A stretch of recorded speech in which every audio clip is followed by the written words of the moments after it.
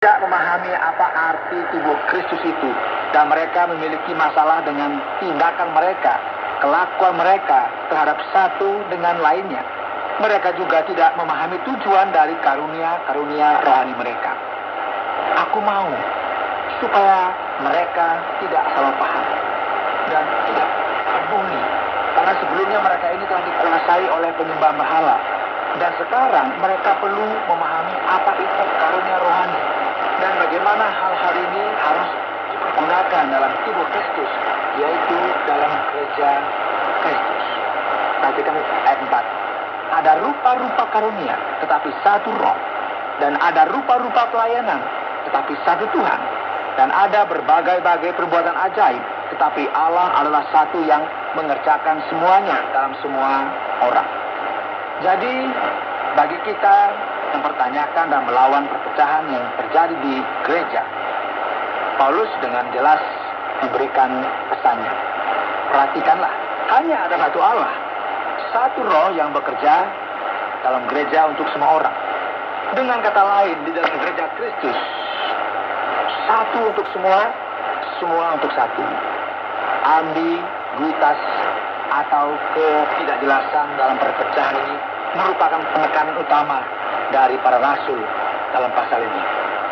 Perhatikan apa yang dijelaskan kemudian. Tetapi kepada tiap-tiap orang dikaruniakan penyataan roh untuk kepentingan bersama. Paulus menuliskan daftar dari karunia rohani dan dimulai dari ayat 8. Coba kita perhatikan. Sebab kepada seorang roh memberikan karunia untuk berkata-kata dengan hikmat, dan kepada roh yang sama memberikan karunia berkata-kata dengan kekuatan. Kepada yang seorang roh yang sama memberikan iman, dan kepada yang lain dia memberikan karunia untuk menyembuhkan.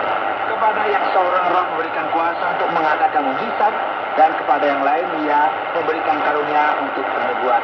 Dan kepada yang lain lagi ia memberikan karunia untuk membedakan bermacam-macam roh. Kepada yang seorang yang memberikan karunia untuk berkata-kata dengan bahasa roh, dan kepada yang lain ia memberikan karunia untuk menafsirkan bahasa itu. Saudara, jika kita memperhatikan, kita akan melihat sebagai contoh ya, ada banyak jenis bahasa. Bagaimana menerjemahkan bahasa tersebut? Dokter membuat. Yang ketiga, hal ini berkaitan dengan menyampaikan pesan Allah bagi semua orang di komunitas tersebut. Jadi mari kita mengamati bersama bahwa ada tanda-tanda ajaib bersamaan dengan karunia berkatakan kesembuhan. Kita memiliki sebuah ungkapan iman bersamaan dengan elemen ajaib yang bekerja. Seolah-olah tangan Allah yang ajaib itu sendirilah yang mengerjakannya. Karunia untuk berbicara itu sendiri membangkitkan tangan Allah untuk mengerjakannya. Dan setelah itu kita akan memiliki hikmat. Kata-kata hikmat, pengetahuan bagaimana membedakan roh yang membedakan Tuhan dari Allah. Menarik sekali bagi kita lihat bahwa tetapi semuanya ini dikerjakan oleh roh yang satu dan yang sama, yang memberikan karunia kepada tiap-tiap orang secara khusus seperti yang dikehendakinya. Karunia-karunia ini masing-masing sangat berbeda dan tergantung dari campur tangan roh Allah dan tergantung dari Allah sendiri yang bertindak. Firman Tuhan kemudian akan menuliskan lagi ini terkait dengan perpecahan. Karena sama seperti tubuh itu satu dan anggota-anggotanya banyak, dan segala anggota itu sekalipun banyak merupakan satu tubuh. Perhatikan yang 13. Sebab dalam satu roh kita semua, baik orang Yahudi maupun orang Yunani, baik budak maupun orang merdeka, telah dibaptis menjadi satu tubuh, dan kita semua diberi minum dari satu roh. Artinya bahwa setiap karunia tersebut diberikan oleh roh dalam tubuh Kristus. Itu yang perlu diatas, saudara. Ini yang perlu diperhatikan. Dalam hal ini, kata baptisan oleh roh muncul dalam ayat 13. Tubuh ini memiliki banyak sekali anggota, dan setiap anggota memiliki perannya masing-masing, memiliki peran yang berbeda-beda, sama dengan apa yang terjadi dengan tubuh manusia. Setiap anggota sangatlah penting. Jadi sekali lagi, satu untuk semua, semua untuk satu. Inilah mengapa tidak ada seorang pun yang boleh membenci setiap orang yang ada dalam tubuh Kristus, atau setiap orang yang memiliki karunia yang spesial semacam ini. Perhatikan firman Tuhan. Andai kata kaki berkata, karena aku bukan tangan, aku tidak termasuk tubuh. Jadi benarkah ia tidak termasuk tubuh? Tapi berkata tidak mengubah keadaan. Dan kaki tetap saja anggota dari tubuh itu. Dan andai kata telinga berkata, karena aku bukan mata, aku tidak termasuk tubuh. Dari perkataan telinga itu juga tidak mengubah keadaan. Telinga itu tetap saja anggota dari tubuh. Andai kata tubuh seluruhnya adalah mata, di manakah pendengaran? Andai kata seluruhnya adalah telinga, di manakah penciuman? Tapi Allah telah memberikan kepada anggota masing-masing secara khusus suatu tempat pada tubuh seperti yang dikehendakinya. Andai kata semuanya adalah satu anggota, di mana tubuh? Jadi dalam hal ini kita perlu memiliki keberagaman yang ditandai dengan sebuah persatuan, saudara. Kita tidak bisa merendahkan bagian tubuh manapun, ya.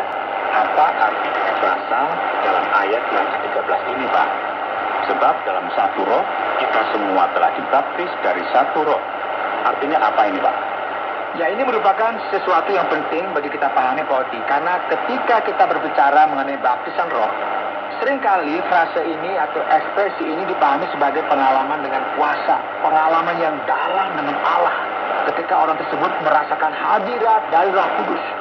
Pengalaman-pengalaman seperti ini sering sekali sangat nyata dan penting. Namun bukan ini yang sebenarnya dimaksudkan dalam perjanjian baru. Kita bahkan bisa katakan bahwa ini merupakan saat-saat kita dipenuhi oleh Roh Kudus atau pernyataan kuasa Roh Kudus. Memang ungkapan baptisan oleh Roh sebenarnya berkata bahwa Roh Kudus itu tinggal di dalam kita. Dan hal ini terjadi setelah kita menjadi percaya dan kita dijadikan anggota tubuh Kristus. Dalam hal ini, setiap orang yang benar-benar telah bertobat akan mendapatkan Roh Kudus di dalam kita. Dan dengan demikian kita dibaptis dalam Roh Kudus.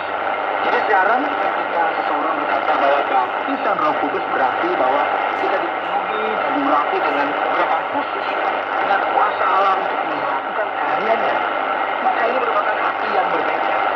Dan segala konsep ini berbeda dari apa yang dijelaskan di dalam pertama Korintus pasal 12. Nah, penting sekali bagi kita memahami perbedaan ini.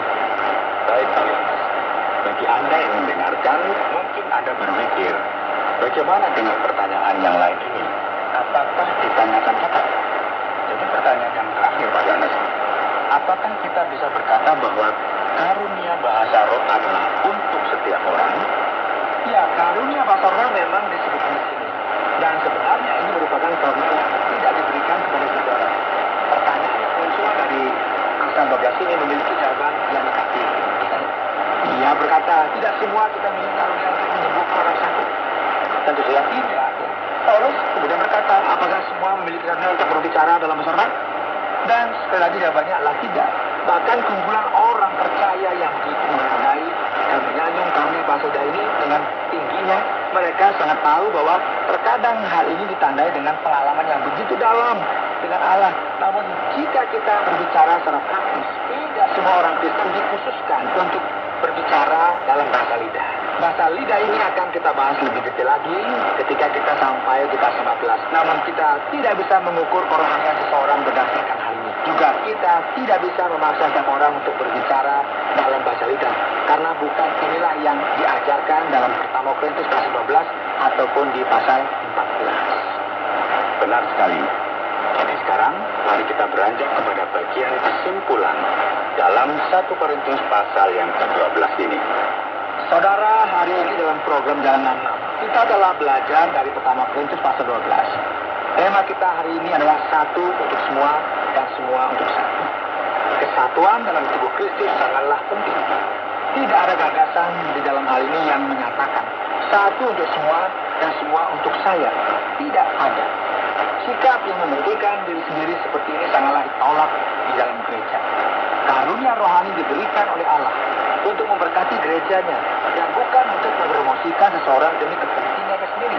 Oleh sebab itu, pendengar yang dikasihi Tuhan, mari kita perhatikan sebuah kebenaran yang luar biasa ini. Dan inilah ajaran kita untuk hari ini.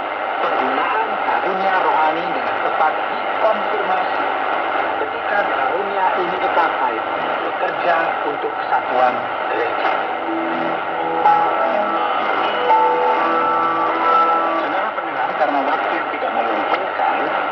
mengakhiri program Jalan 66 kali ini.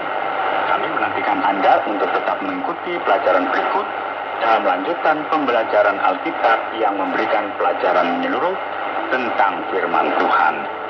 Jika Anda memiliki pertanyaan atau berespon terhadap topik berhubungan dengan program ini, silakan menyampaikan melalui WhatsApp ke nomor 081 333 777 386. Terima kasih atas perhatian Anda.